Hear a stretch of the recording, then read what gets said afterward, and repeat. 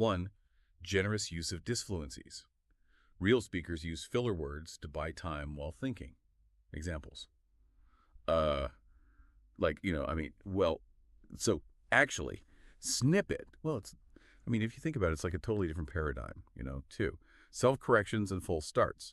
People often start a sentence, realize they want to phrase it differently, and pivot midstream. Use M-dashes to indicate these abrupt shifts or cutoffs. Do not use ellipses. Snippet. They deployed it the source is clean, they deployed it globally. 3. Active listening and interjections. Long monologues don't exist in dynamic conversations. The non-speaking person will constantly drop in short affirmations or reactions to show they are following along. Examples. Right, yeah, exactly. Wait, really? Wow. Snippet. Host speaker. So they essentially built a microscopic antenna. Expert speaker. Right, host speaker. And injected it straight into the bloodstream. Expert speaker. Exactly. Which completely changes the game. 4. Colloquialisms and approachable language. Avoid overly academic phrasing unless quoting or explaining a specific technical term, which should then be broken down casually. Examples. Unpack this crazy, wrap your head around the wild thing is. 5. Overlapping sentences. Sometimes the speaker finishes the other's thought or jumps in right at the end of a sentence, creating a fast-paced, engaging dynamic. Snippet. Expert speaker. It bypasses the physical ear and goes straight to host speaker. Straight to the brain tissue. Expert speaker. Exactly. Expert speaker. By weaving these elements consistently throughout the entire transcript, the resulting TTS audio will sound like a genuine, unscripted recording of two people intensely discussing a complex topic. Expert speaker. Usually when we talk about a secure communication network, there's this fundamental underlying expectation of physical infrastructure. Right. Something you can actually see. Exactly. Like, if you want to keep a secret, human history dictates that you build a thicker vault. In the modern era, you lay, thousands of miles of fiber optic cables at the absolute freezing bottom of the ocean. Yeah, or you encrypt a digital channel with a cryptographic key so incredibly complex that it would take a supercomputer 1,000 years to crack it. Right. And at the end of the day, the network architect just points at a massive, humming server rack in a subterranean concrete bunker and says, there it is. That's our fortress. Exactly. It's tangible. It's external. Even when we talk about wireless signals, they originate from a physical tower and end at a physical phone in your hand. Right. Steel, silicon, wires, and concrete. It's a very clean paradigm. And it's comforting, Yeah. We genuinely like our boundaries to be visible, to be categorized. Yeah. We take a lot of psychological comfort in knowing exactly where the machine ends and where we, as biological beings, begin. Yeah, but then you step into the world of the intelligence documents we're looking at today, and suddenly that entire physical fortress, that comforting boundary, it just vanishes completely. It really does. We are looking at a communications and surveillance landscape that is, honestly, it's terrifyingly invisible. It is the absolute definition of crossing the final boundary. What we are exploring today suggests that the most secure communications network on the planet isn't digital anymore. No. It's biological. And the core tension we really have to grapple with right out of the gate is this. What happens when that biological network can be turned against the very people hosting it? Wow. Yeah, welcome to the deep dive. I am so glad you're joining us for this one because we are going straight into the shadows today. We really are. Now, right at the top, I need to make sure you know exactly where this transmission is coming from because this is definitely not your standard news briefing. This deep dive is coming to you directly from Echoes from the Edge with the Lone Wolf.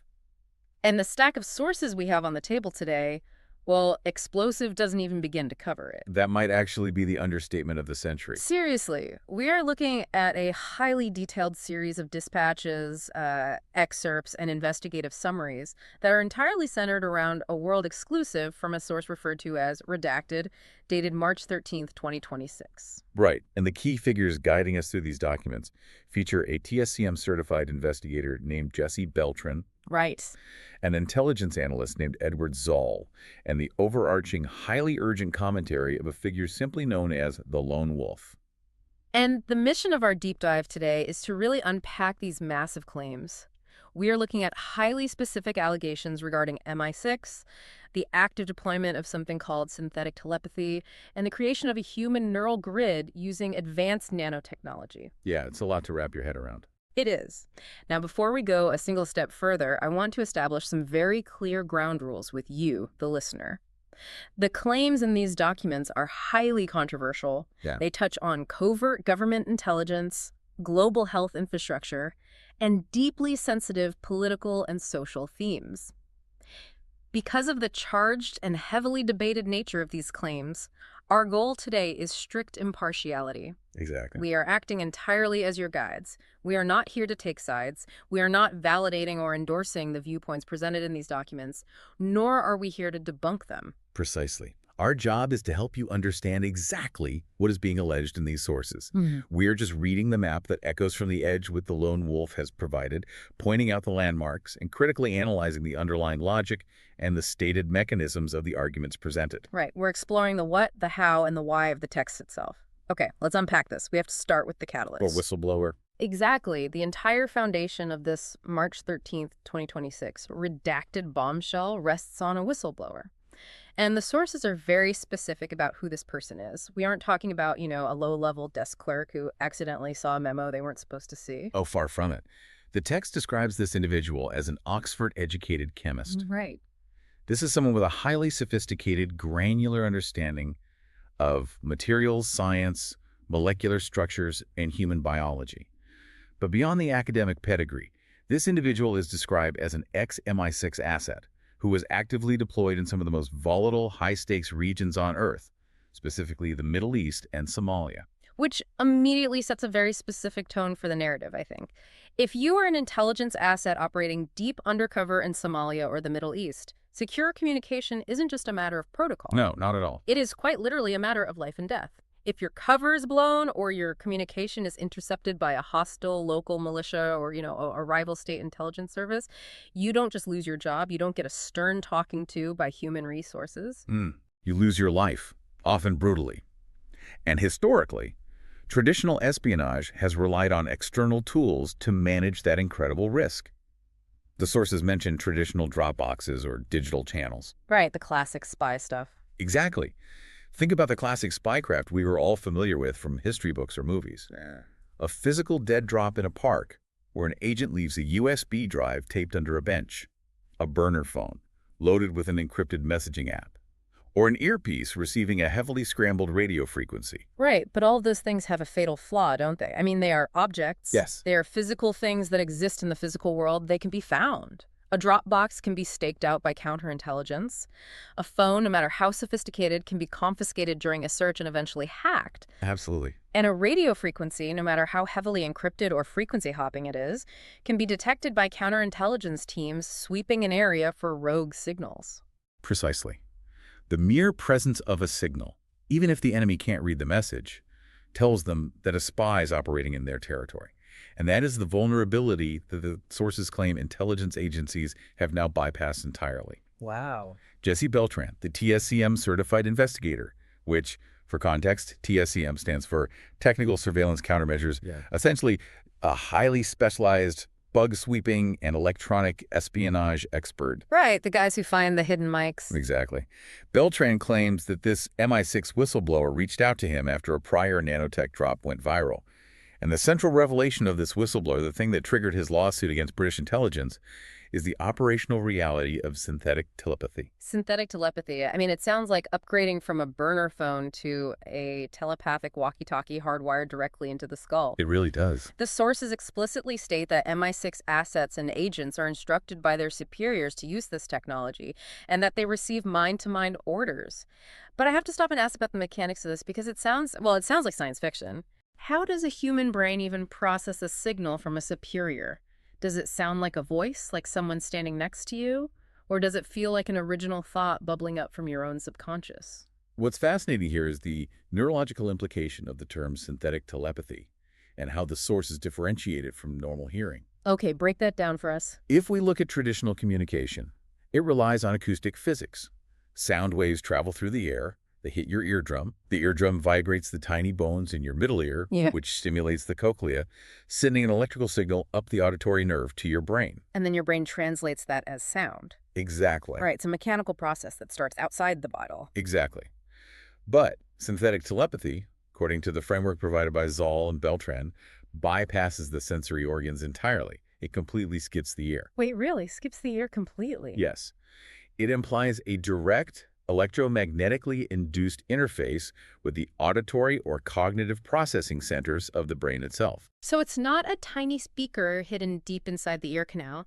It is the neurological sensation of hearing generated entirely from within the brain tissue. That's what the sources allege. The source material contrasts it directly with whispering into encrypted earpieces. It explicitly says, quote, they're beaming orders straight into each's skulls. Wow. For an agency like MI6, the operational appeal of this is obvious. As Beltran points out, there are no radios to confiscate, there are no acoustic traces to record. It is complete, hermetically sealed operational secrecy. So you could be an agent sitting across a table from an enemy combatant in a noisy cafe in Mogadishu, maintaining perfect eye contact, sipping tea, while simultaneously receiving highly detailed, real-time tactical instructions from a handler sitting in a secure facility in London. Yes. And there is absolutely zero external physical evidence that a communication is taking place. It's the holy grail of espionage. But the whistleblower didn't just come forward to say, hey, look at this incredible new spy gadget my agency developed. No, not at all. The sources indicate that there is a profound, visceral sense of betrayal here. The whistleblower is actually engaged in a formal lawsuit against British intelligence, backed by court documents that the sources reference. Right. They reached out to Beltran specifically to expose this. Why? I mean, if it's just a highly secure comms tool that keeps agents safe in the field, why blow the whistle and risk everything? Because of the enforcement mechanism built into the technology. Yeah. The text states that this technology is a two-way link used for absolute command and control. But it's not optional. You can't just turn it off or ignore it. Okay. The sources explicitly state that if an agent disobeys those telepathic orders, the communication tool seamlessly transitions into a torture device. Okay, pause right there. A communication tool that doubles as an internal torture device. Yes. That completely shifts the paradigm. We are no longer talking about equipment. We are talking about biological subjugation. We are. And this naturally leads us to the physical reality of these claims. Because for synthetic telepathy to work at all, for a remote handler to beam a localized signal into an operative's skull, or to trigger a physical punishment protocol, there has to be a receiver. You Right. can't just beam a random radio wave at organic biological tissue and expect it to magically translate into a clear, decipherable English sentence in the mind. Biology on its own simply doesn't work that way. Right. If I stand next to a radio tower, I don't suddenly start hearing the top 40 countdown in my head. Exactly. Human flesh is not naturally an antenna for radio frequencies, so there has to be hardware. And this is where the deep dive takes a massive turn from traditional spycraft into the realm of cutting-edge nanotechnology and material science. It's a huge leap. According to the sources, what exactly is the hardware inside the body making this alleged synthetic telepathy possible? The documents point to a very specific, highly researched substance, graphene oxide. The sources claim that graphene oxide nanoparticles are introduced into the human bloodstream, where they act as billions of miniature circulating antennas. Graphene oxide. I mean, I've heard of graphene in relation to, next generation batteries or super strong composite materials for airplanes. Sure, it's a wonder material in that sense. But how does that act as an antenna inside a human vein? We're talking about taking the concept of an antenna, something we usually picture as a large metal rod on top of a building or a copper wire inside a cell phone, and shrinking it down to the nanoscale, injecting it, and letting it flow through the human circulatory system. How does that even work mechanically? To understand the how and why behind this specific claim, we have to look closely at the unique physical properties of graphene itself. Graphene, in its purest form, is a single layer of carbon atoms arranged in a two-dimensional hexagonal honeycomb lattice. So it's incredibly thin. It is only one atom thick. It is incredibly strong, yes, but more importantly, for this intelligence context, it is highly conductive. Ah, conductivity. Right. It has remarkable, almost unparalleled electronic properties at the microscopic level. The sources cite findings from a Dr. Robert Young in 2021, specifically referencing pages 6, 8, and 12 of his work, to fiercely support the idea that these microscopic particles can act as transducers inside the body. Okay, let's break that down for everyone listening. A transducer is basically a device that converts one form of energy into another, right? Correct. Like how a microphone converts acoustic sound waves into an electrical signal, or a speaker does the exact reverse. Exactly. In this alleged biological framework, the graphene oxide nanoparticles floating in the blood, particularly when they reach the incredibly dense microscopic capillary networks of the human brain, receive incoming radio frequency or RF signals. Yeah. They act as the receiver. They then convert those invisible electromagnetic waves into tiny, localized electrical impulses. And because the brain operates entirely on electrical impulses, neurons firing across synapses, these converted signals can allegedly interact directly with the brain's own neural electrical activity. That is wild. And conversely, it's a two-way street. These same nanoparticles can pick up the ambient electrical activity of your own thoughts, your neural firing patterns, convert them back into RF signals, and beam them out of the body. So my entire circulatory system is basically acting as a walking, breathing cell tower array. My blood is the circuit board. That is the mechanical premise the sources are laying out, yes. But the sources don't stop at MI6 agents. This is where the scope of the claims goes from a targeted intelligence operation to something infinitely larger. Right, they really expand the lens here. Jesse Beltran and Edward Zoll made a monumental leap in the text here. They claim this isn't just a classified black ops tool reserved for spies anymore. They bring up the global 6G network. Yes, and this is a crucial pivot in the narrative. Beltran cites literature from scientific reports regarding 6G patches that use similar nanotechnology for terahertz communications. Okay, we need to explain terahertz communications because that sounds like intense jargon. It does. What is a terahertz wave compared to, say, the 5G network on my phone or the FM radio in my car? It's all about the electromagnetic spectrum. Radio waves, microwaves, visible light, they are all electromagnetic radiation, just vibrating at different frequencies. Okay. FM radio operates at a relatively low frequency with very long wavelengths. Those waves can easily pass through buildings, trees, and mountains. Right, which is why you can listen to the radio inside a concrete parking garage mostly. Yeah, exactly. Your current 5G phone operates at a higher frequency, which can carry more data, but the waves are shorter and have a harder time penetrating thick concrete. Terahertz waves, though, operate at an incredibly high frequency, trillions of cycles per second. Wow, and what's the advantage of that? Bandwidth. Terahertz waves allow for absolutely massive, instantaneous data transfer rates. We're talking about transferring terabytes of data in seconds. So a massive pipeline for data. Exactly. It's the kind of bandwidth you would absolutely need if you were trying to constantly upload and download the sheer volume of neurological data generated by the human brain. But terahertz waves have a massive physical limitation. Which is? Because their wavelength is so incredibly short, they have very poor penetration through physical objects. They get absorbed easily by moisture. Which is exactly where Edward Zoll's specific warning comes into play in the documents. The sources note Zoll warning that 6G terahertz technology penetrates skin deep. Exactly. This is where the physics of the signal and the biology of the hardware perfectly align in their argument. How so? If a massive data signal only penetrates skin deep, you can't have the receiver buried deep inside the core of the body. You need the receiver to be right there at the surface or circulating just beneath it in the superficial capillary beds. Like the blood vessels just under the skin? Right. But the scope of this deployment is what's truly staggering. The sources allege that post-pandemic, this graphene oxide nanotechnology hasn't just been given to spies. It has been, quote, disseminated globally. And the methods of dissemination listed in the documents are terrifyingly ubiquitous. It explicitly says it's in the air, the water, the food, and shots. Yes. Okay, I have to push back hard on this.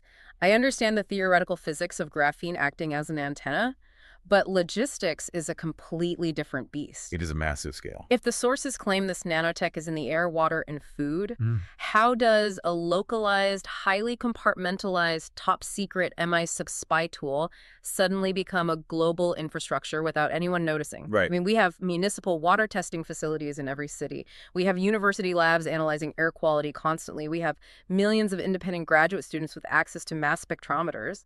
Are the sources genuinely claiming that all of these independent scientific bodies just completely miss the fact that the global water supply is saturated with nanotech antennas? The logistics of that cover-up are mind-boggling. It's a massive logistical hurdle, and the sources approach it by suggesting that the ubiquity of the deployment, combined with the microscopic scale of the technology, is exactly what hides it. Hiding in plain sight. Precisely. By integrating it into fundamental human necessities, the environment we breathe, the water we drink, it bypasses the need for individual consent or surgical implantation. Right, you don't have to capture someone to tag them. You don't need to kidnap a civilian, strap them to a table, and put a microchip in the back of their neck. According to the text, the environment itself becomes the delivery mechanism. And the testing. As for detection, the implication in these deep state narratives is often that standard municipal tests are not calibrated to look for proprietary black budget nanostructures, or that the results are compartmentalized. So it's hiding in plain sight by being too small and too ubiquitous to be recognized as a threat by standard testing protocols. And the result of this alleged global dissemination. The sources call it turning every single human being into a node on the Internet of Bodies. Internet of Bodies. Yeah, think about the Internet of Things, how your fridge, your thermostat, and your doorbell are all connected to the web. The Internet of Bodies applies that same constant connectivity to human biology. Okay. In this alleged ecosystem, no portable device, like a smartphone, a smartwatch, or a wearable fitness tracker is needed anymore. The 6G cell towers, the low Earth orbit satellite RF infrastructure, they aren't communicating with the phone in your pocket. They are communicating directly with the graphene hardware circulating inside your vascular system. Yes, they amplify the electrical activity of your thoughts and beam them out. So if we follow the logic of these documents to its absolute conclusion, the entire human race has been unknowingly hardwired. That's the claim. We are all walking, breathing biological routers in a global surveillance network. That is the precise, uncompromising claim being made. The Lone Wolf's commentary puts it very bluntly, stating, quote, "They didn't just vaccinate, they hardwired us. Your brain's now hardware in their network." Okay. Let's say, just for the sake of exploring the sources, we accept this premise. Building a global grid is one thing. You can lay down the tracks, you can distribute the nanoscale receivers through the environment. Right. But enforcing compliance across a network of billions of independently thinking, stubborn biological nodes, that is an entirely different, arguably impossible logistical nightmare. It would be, yes. What happens when a node in this network refuses to cooperate? Let's go back to the whistleblower. What happens when an MI6 agent decides they don't want to follow the telepathic order? This brings us back directly to the whistleblower's lawsuit, and it unveils what the sources describe as the punishment protocol. The torture aspect. Yes. The documents assert that if you disobey the telepathic orders, the technology flips. It ceases to be a covert, two-way communication device and instantly becomes a localized, directed energy weapon. And the sources explicitly link this punishment mechanism to a very well-known, highly publicized, and heavily debated real-world phenomenon, Havana syndrome. Havana syndrome. Okay, let's unpack this deeply because this is where the esoteric tech claims hit mainstream news. Absolutely. For the past several years, we have heard endless reports in the mainstream media, from the New York Times to CNN, about Havana syndrome. It's usually framed as this deeply frustrating, mysterious, anomalous health incident affecting American diplomats, CIA officers, and embassy staff. Right. It originally started in Cuba, hence the name, but was later reported by intelligence officers in Austria, China, and even right outside the White House. Right. The standard government-approved narrative has always been one of confusion, a mystery illness. Some task forces suggested it was mass psychogenic illness, essentially stress and paranoia. Yeah, the psychosomatic angle. Other intelligence assessments suggested it might be an unknown foreign adversary, perhaps Russian or Chinese intelligence, using a mysterious acoustic or microwave ray gun from a van parked across the street from the embassy. But these sources reframe Havana syndrome entirely. They say it isn't a medical mystery at all, and it's not a Russian ray gun. Beltran ties the syndrome directly to the graphene nanotechnology. Right. The claim is that Havana syndrome is the field test and the active, deliberate punishment mechanism via graphene RF amplification. So it's not a glitch in the system. According to this framework, the weapon is already inside the victim's body. Exactly. The intelligence agency simply changes the frequency of the RF signal to activate the graphene and cause severe targeted biological pain. Precisely. And to understand how this works, we need to look at the very specific physical symptoms described by the victims of Havana syndrome over the last few years. Right, and compare them to what the sources describe as synthetic telepathy activation. The documents list auditory hits victims describe hearing loud, grinding noises or high-pitched squeals that no one else in the room can hear. That's terrifying. They experience intense, debilitating vertigo, nausea, and severe, lingering brain fog.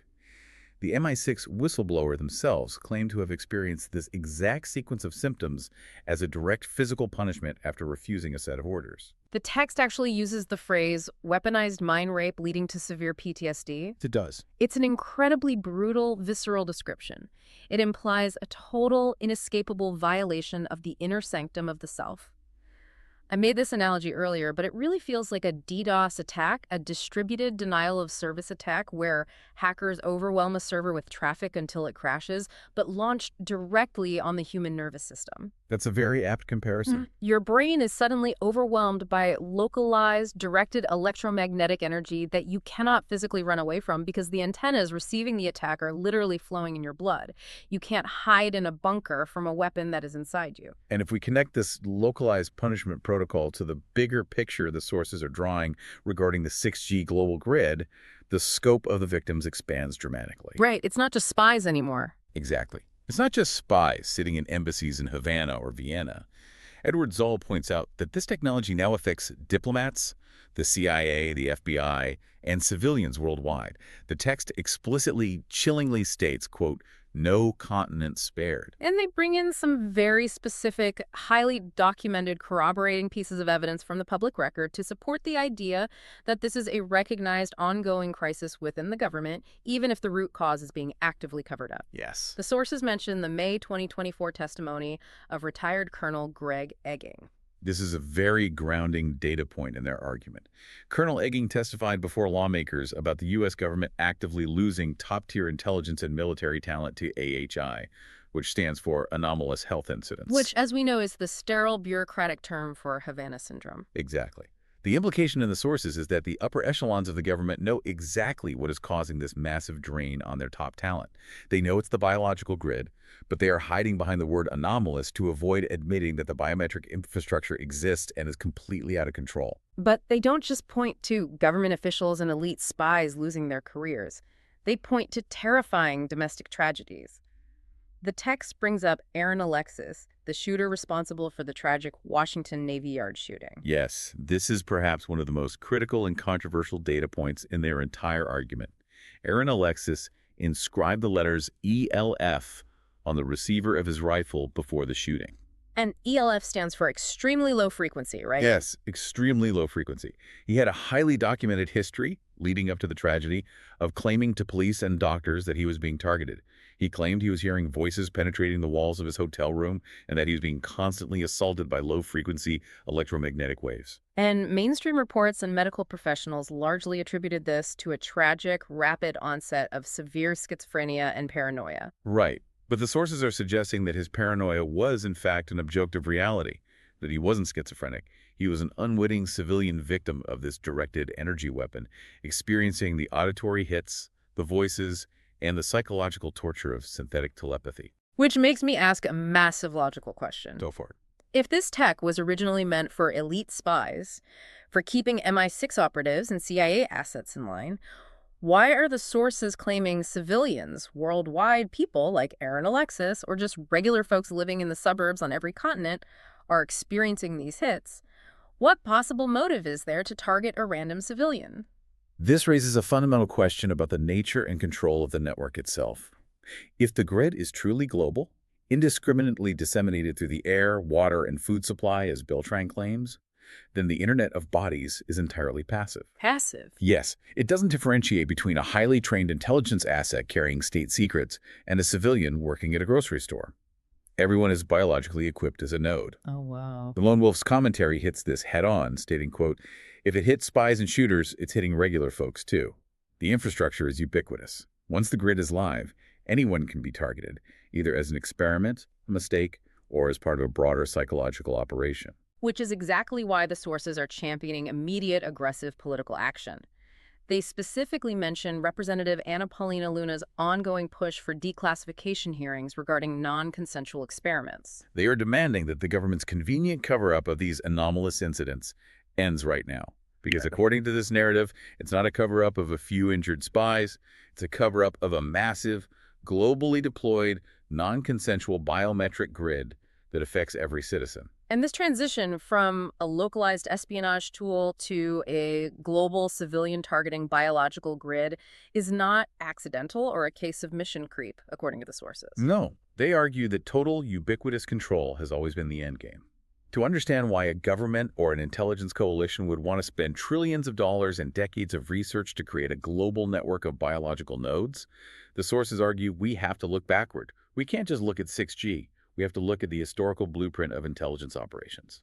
Because weaponizing the human mind isn't a new concept born in the 21st century. It's the realization of a very old, very dark dream within the intelligence community.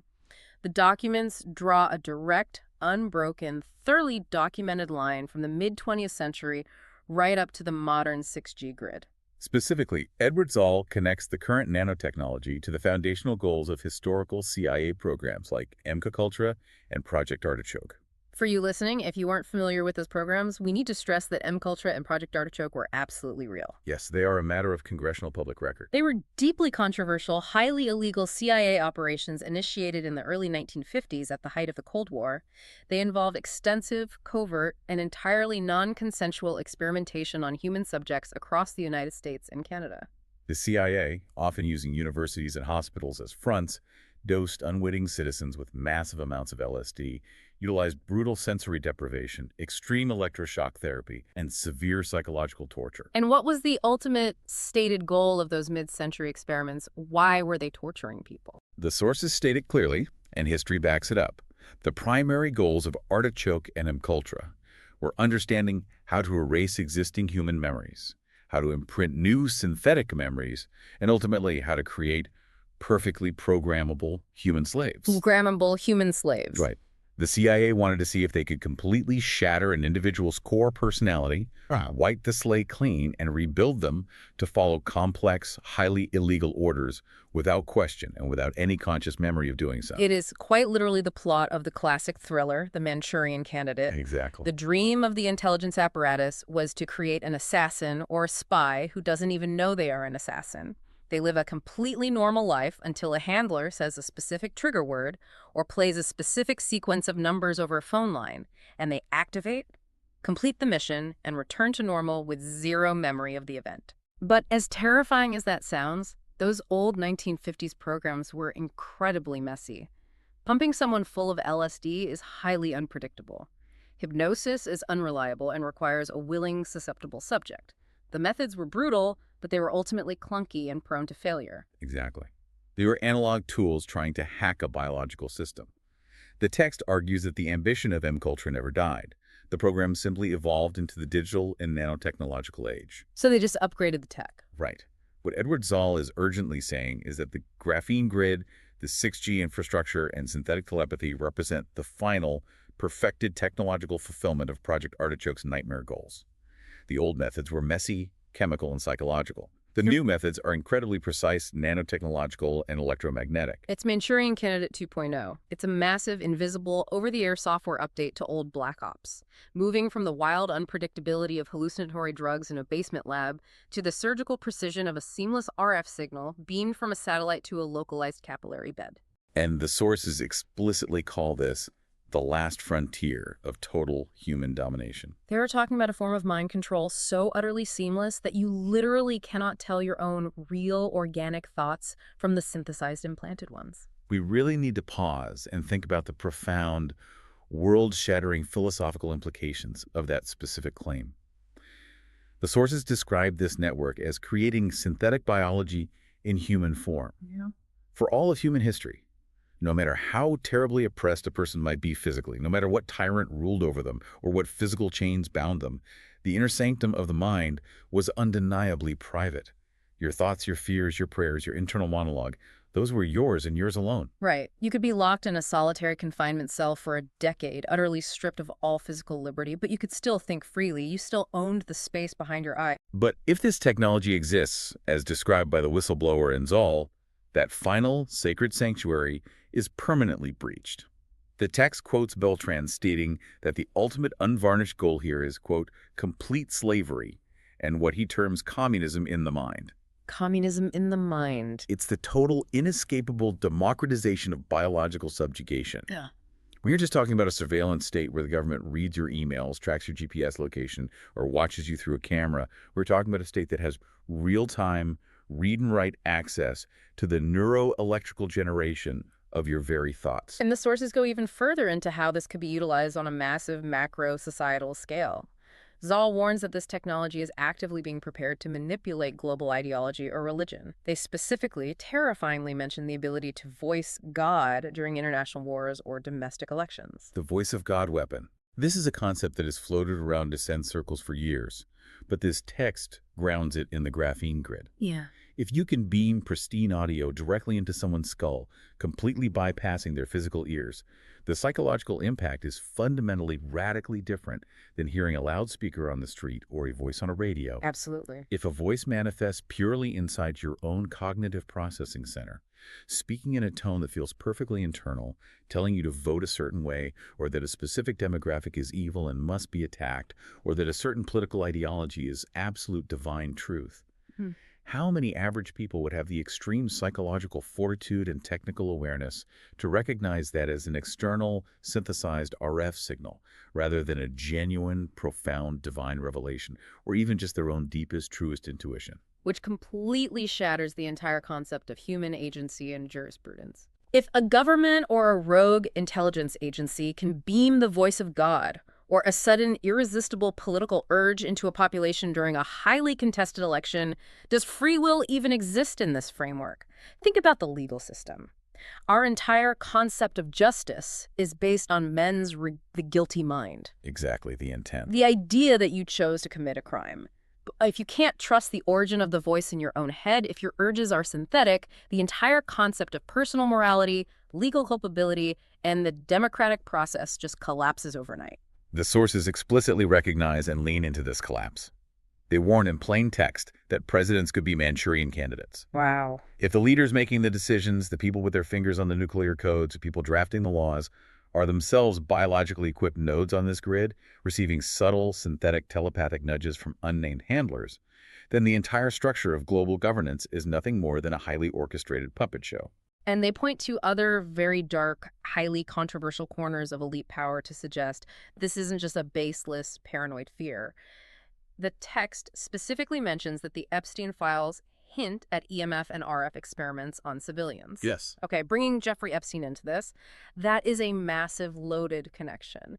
The implication there is that the very elite echelons of society, the intelligence apparatus, the ultra-wealthy, the people operating above the law, have been privately funding, researching, and perhaps actively utilizing electromagnetic frequencies and radio frequencies to manipulate, compromise, and control vulnerable populations for a very long time.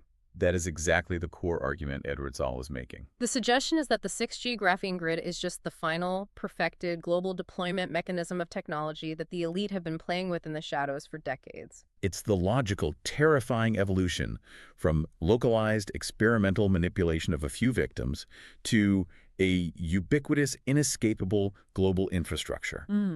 The text refers to this ultimate realization of control as the erosion of soul sovereignty.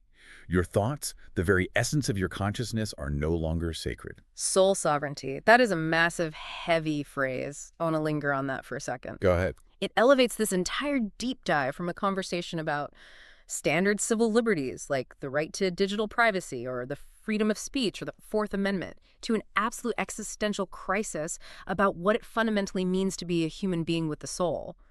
If your consciousness is just an open-source terminal on the Internet of Bodies, hackable via 6G satellite, the concept of a sovereign, independent soul is entirely obsolete. You are just hardware. And that profound, overwhelming existential threat is precisely why the tone of the source material shifts so radically in its final sections.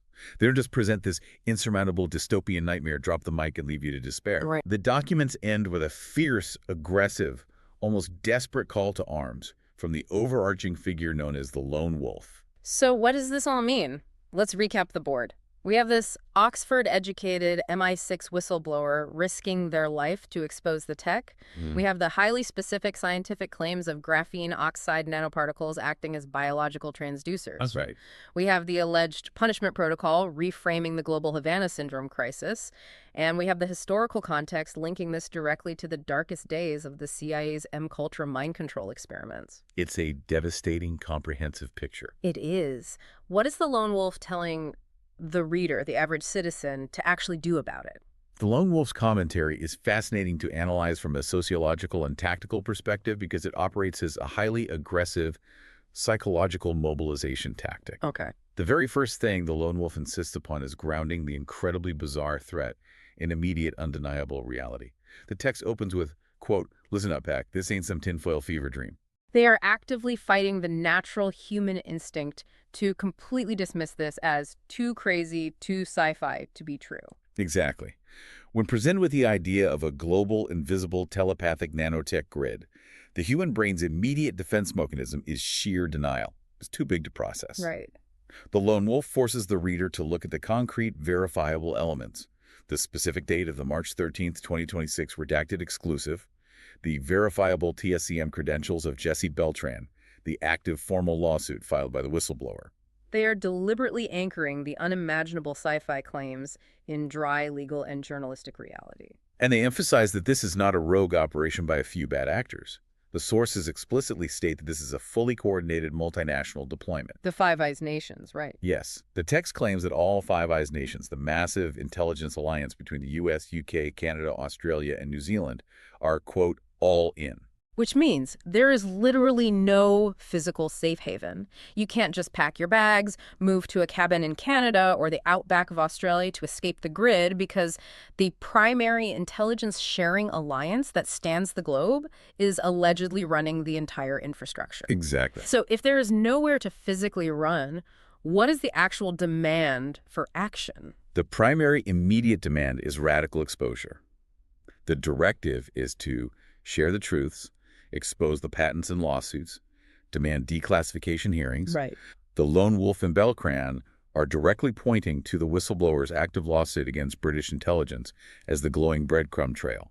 They are essentially telling citizens, journalists, and lawyers to follow that specific legal paper trail, to force the courts, the investigative committees, and the legislatures to pull the technology out of the black ops shadows and explicitly into the public record through discovery.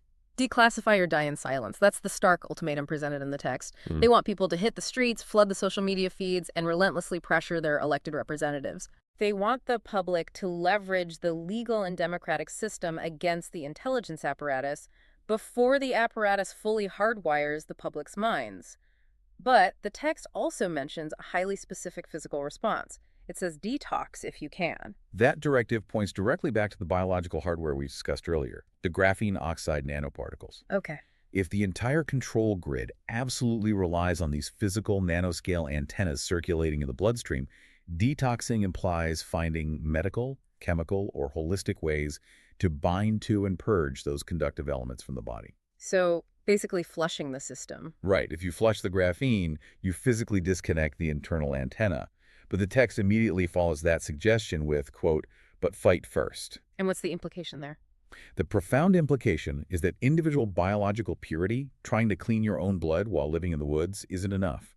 The global infrastructure itself must be dismantled. The grid's live rip it down. That is a highly aggressive, revolutionary directive. But I have to challenge this conclusion based entirely on the very claims the sources themselves are making. Let's play this out. Okay, let's hear it.